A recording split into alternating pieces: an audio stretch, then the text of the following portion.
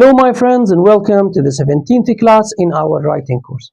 Today my friends we are going to carry on talking about punctuation marks, part 3, and in this part we are going to cover parentheses, brackets, semicolon and comma. Allow me my friends before I start talking about the first one, which is parentheses, to give you a very important piece of information. It is that our class today is going to be very important for those who want to be professional writers, whether those writers are interested in writing scientific articles or theses to be professors or professor assistants, or those who are interested in English literature and want to be novelists or playwriters or let's say storytellers. In here, my friends, we need to know these 4 important punctuation marks so that we become professional writers. We start with parentheses or round brackets. We use them, my friends, to add non-essential or extra information for a sentence. In here, my friends, the capital city of Turkey is Ankara, not Istanbul. And here, my friends, I added this extra information just to clarify, let's say, a mistaken idea which is common among people, that Istanbul is the capital city of Turkey because it is the biggest one, but it is not correct. In here, my friends, as if I am saying to the listeners or to the readers that although a lot of people think that Istanbul is the capital city of Turkey, it is not. The capital city of Turkey is Ankara. Now, my friends, the second use here to add definitions or explanations, we take this example. The term artificial intelligence or AI, or as it is known as AI, is widely and frequently used these days. And here, my friends, I would like to mention that AI is an abbreviation for artificial intelligence. That's why I add it as a definition or an explanation here. It's an explanation. And I also want to mention that I have used here the double quotation marks just because I am using a scientific term. And as we learned before, when we want to mention a scientific term, we should put it into quotation marks. And those are the American ones, which are the double. And also we have the single quotation marks, but those are British. And again, my friends, we can use one of them, but we have to stick to it from the beginning till the end. In here, my friends, we use it to include dates or years. As this example, my friend, here we have William Shakespeare, 1564 till 1616 was a great playwright. Again, my friends, here I am mentioning the period into which William Shakespeare lived. So I use parentheses in order to include the dates.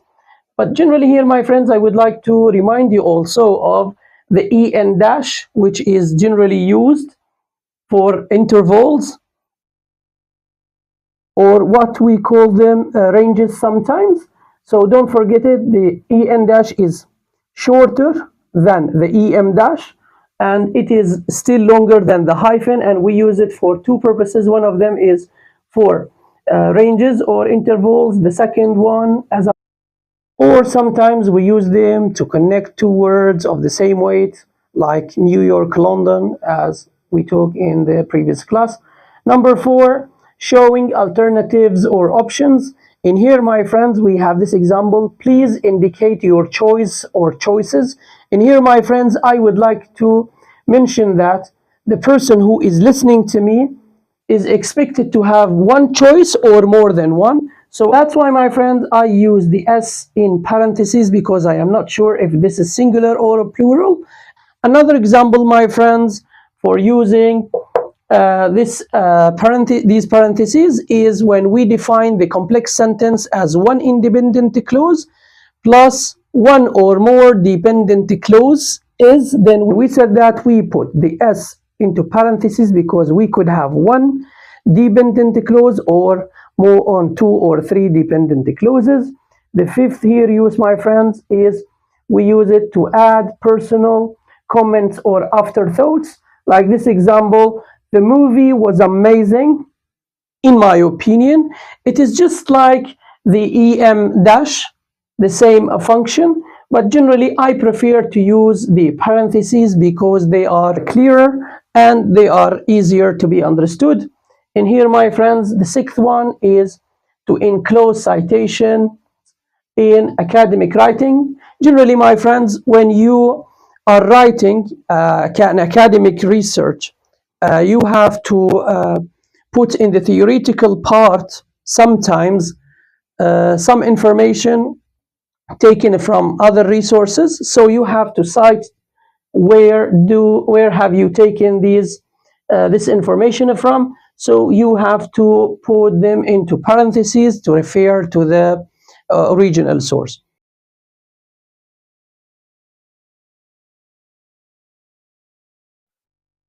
And now, my friends, let's talk about the comma. Before I start talking about its uses, I here prepared 8 uses for the comma, and I'm going to go through them one by one. Allow me, my friends, to explain what does the word comma mean. The comma, my friends, refers to the desire of the writer to make the reader stop or give a pause in, for example, a sentence to emphasize a point or to explain something.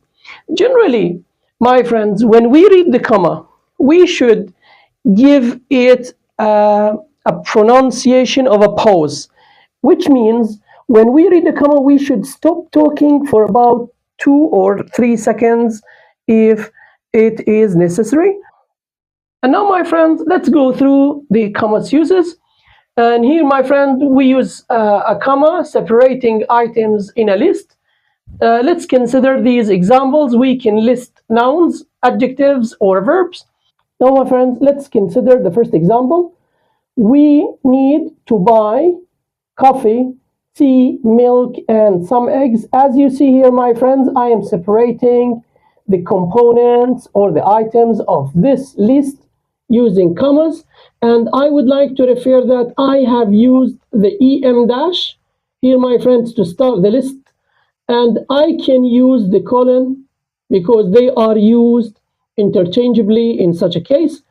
For the second example, my friends, in here we use the comma separating adjectives like Sarah bought a beautiful, here comma, modern, red, green, German car, for example.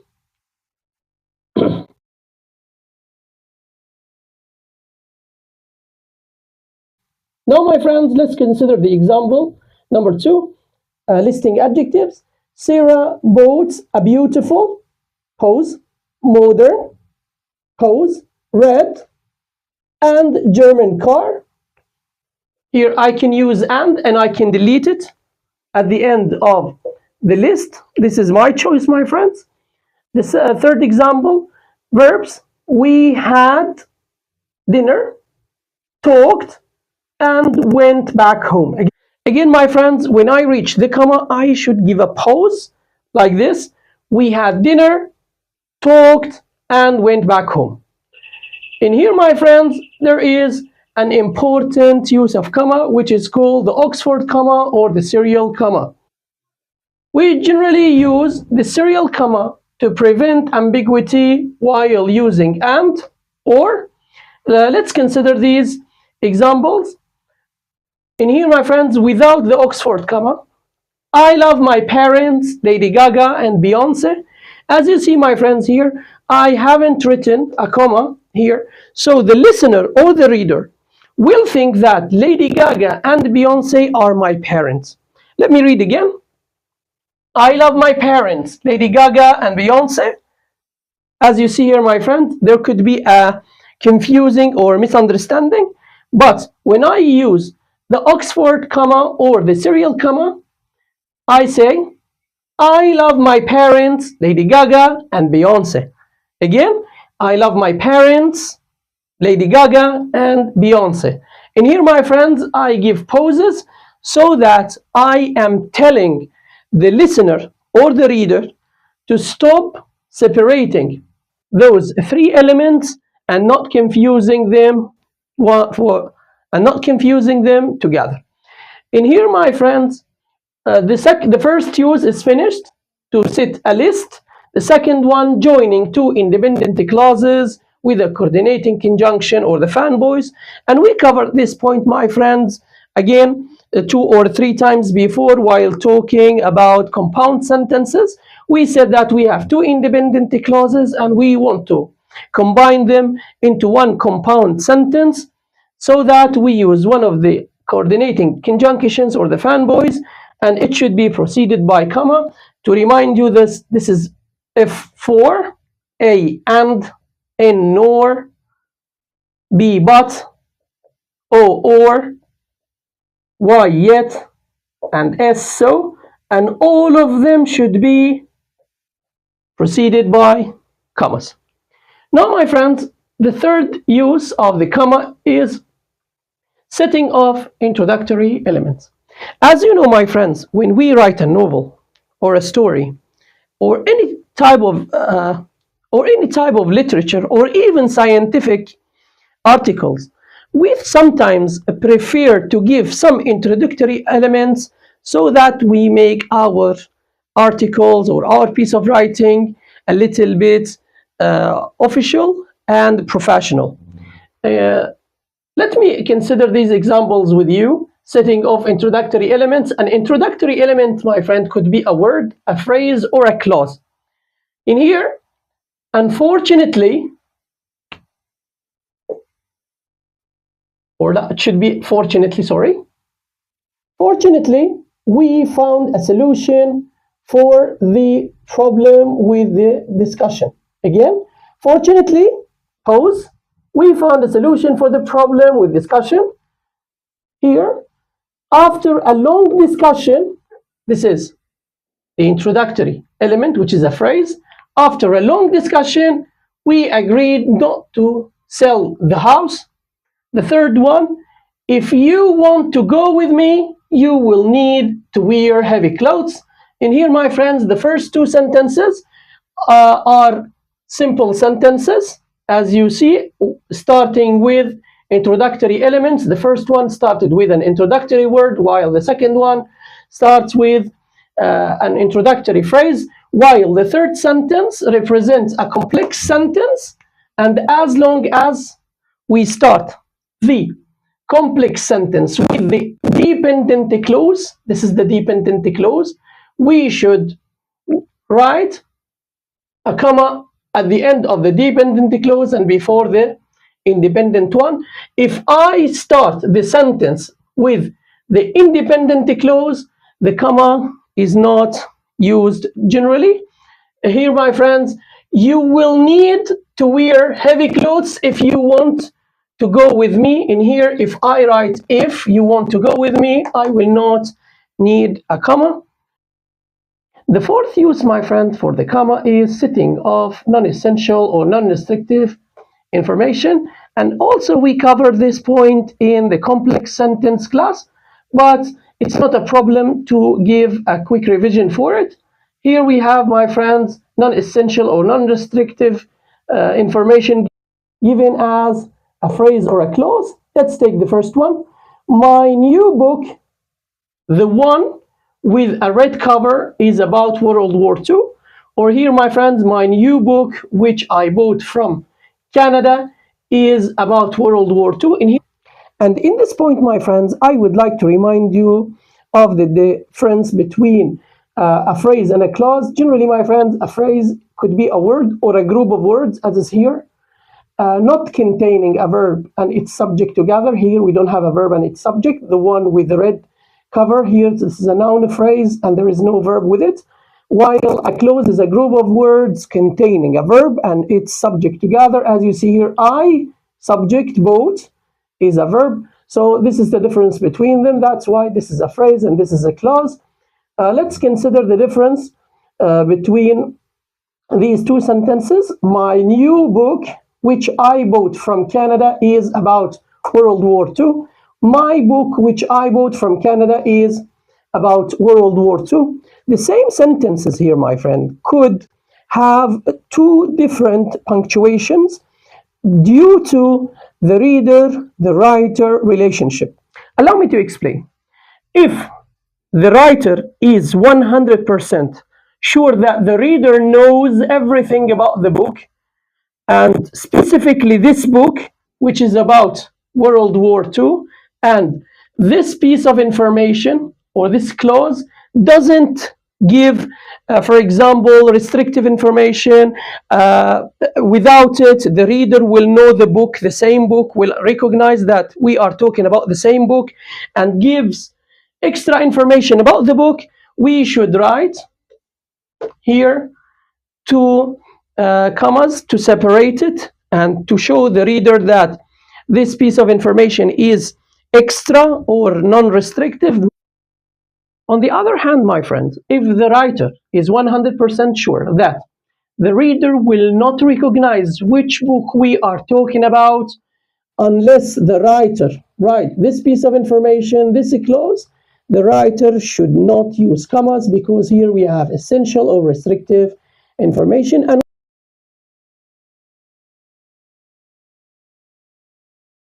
now in the fifth use, my friends, we use a comma setting off interrupters.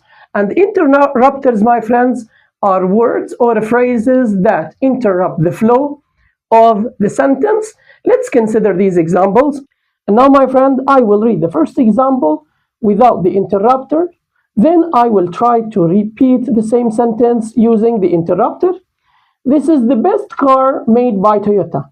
This is the best car made by Toyota. In here, my friends, the sentence, as you see, has its own flow. I can read it quickly with no pauses. But when I read the interrupter here, this is, as far as I know, the best car made by Toyota. This is, as far as I know, the best car made by Toyota. Again, this is, as far as I know, the best car made by Toyota. So in here with the interrupters, I need to give pauses when I reach the commas. The second example, without the interrupter, Sarah paused before continuing. Again, Sarah paused before continuing. Sarah paused before continuing. But when I want to read with the interrupter, I say, Sarah paused, taking a breath before continuing. Again, Sarah paused, taking a breath before continuing. Again, Sarah paused, taking a breath before continuing. As you see here, my friends, using the interrupters forces me to give pauses and interrupting the flow of the sentences. 1 and 2. The sixth use, my friend, for commas in dates and addresses. Let's consider these examples. Sarah was born on Wednesday, 13th of October, 1991, which is the birthday of the most beautiful lady in the world. Again, Sarah was born on Wednesday, 13th of October, 1991. Here we give pauses. She lives in Şirinevler, Istanbul, Turkey. Again, she lives in Şirinevler, Istanbul, Turkey. I give pauses here. And the seventh use, my friend, is to address someone directly. In here, my friends, generally, we use it again in a novel or a story. We use it, my friends, generally to help the reader to understand the purpose of using the name. And here we have, say, Sarah, can you come to my office, please? Again, Sarah, can you come to my office, please? My friends, in here, as you see, the flow of the sentence was interrupted by the comma because I am calling Sarah, so that I am giving her, let's say, few seconds so that she can turn around and she looks at me and she says yes. I say, Sarah, she says yes. Can you come to my office, please? Again, Sarah, I'm giving a pause, then I'm calling her, then she's going to reply and we'll ask her to come to my office. The last use, my friend, before direct quotation. And as you know, my friends, we use the quotation marks for quotation, but before them, generally, we use the comma. Some references mention that we can use the colon here if we want. They can be used interchangeably, but generally in the American academic writing, we use the commas. In the British one, we use the colons. Again, my friends, we can use this writing style or the British writing style. It's not a problem on one condition, that we should stick to the same writing style from the beginning of our piece of writing till the end. Now, my friends, before I finish talking about comma, I have three simple, let's say, notices to give. Then we will close this case. In here, we have comma mistakes.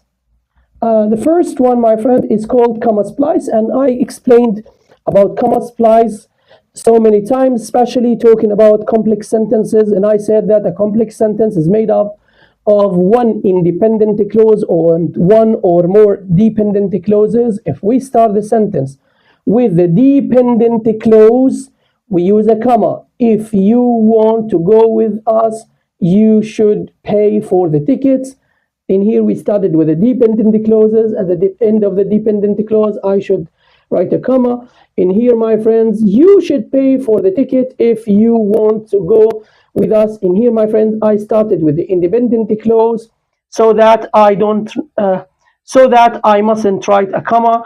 If I write a comma here or I delete the comma here, I am making a mistake, which is called comma splice. And again, here, my friends, also we have the comma splice. If I don't, for example, use the comma, I use the full stop. This is called comma splice. So that, my friends, we should take care of punctuation marks. We should watch these videos again and play some Kahoot games, which are going to be separated according to the topics. There will be a Kahoot or two Kahoot quizzes for parentheses, 2 or 3 for brackets, semicolons, and commas. In isolation, I will not mix them together so that you will understand each one better. And here, my friends, separating the subject from the verb, which is a very common mistake. While correcting or marking or grading my IELTS or TOEFL students, I see that a lot of my students listing, for example, nouns or listing adjectives, they separate the subject from the verb, which is a very big mistake. Like here, my friends, the beautiful, large, evergreen, and ancient pine tree is located in the middle. In here, the main verb is verb to be. Generally, my friends, we don't separate it with comma, while here we separate them with commas. For example, the beautiful, large, evergreen, and ancient pine tree is located here, or, for example, has been here for 300 years. Again, my friends, here we don't separate the verb from the subject using the comma. And the third mistake, my friend, here is overusing comma, which makes our writing choppy and confusing. Till here, my friend, I have finished talking about comma. That's it for today, my friends. I hope you enjoyed this class. Again, my friends, if you don't understand the point, try to repeat the video again and try to go and play some Kahoot games, which are going to be related to each point in isolation. There will be quizzes for parentheses alone, practices alone, brackets alone, semicolons alone, and commas alone. And try, please, my friends, to comment or to get in touch with me if you have any questions.